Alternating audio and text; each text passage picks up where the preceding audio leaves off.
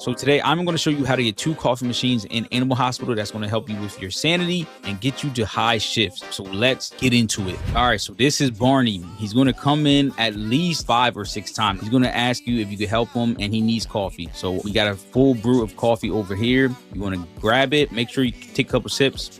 Before you give it to him, boom, give him the coffee. He said, "This tastes amazing. Thanks, friend." Okay, so Barney has returned again for the 2nd time. So all you got to do is make sure you have a full cup of coffee. You actually could take a couple sips if you want before you give it to him. That way you're not wasting sanity. Boom, you give it to him again. He says, "Coffee, just what I needed. You are the best. May I ask for a favor, friend? Can you keep this suitcase safe for a while?" He's going to ask you to keep a suitcase safe. You're going to take the suitcase. You're going to put it under the desk. So we got the suitcase. Boom, it's right down there. He says, "You are the best." And he's going to leave. All right, so Barney is back again. He says, "My friend, I would love a coffee right now." So he wants another coffee. He says, "My friend, I need to ask you a favor. Could you use that camera to take a picture of me?" So you got to take a picture of him. He's going to ask you for, I think, a couple more favors after this. All right, and as you can see, he is an anomaly. So you were helping an anomaly. We don't know how he turned into an anomaly. So I guess in the next update, we'll find out. Once you take the picture, you got to talk to him again. So let's talk. You truly are a friend. Thanks for the photo. So Barney has returned. He says, "Hello, can I get a coffee?" All right, so the coffee is done. And like I said before, just make sure you take a couple sips before you give it to him.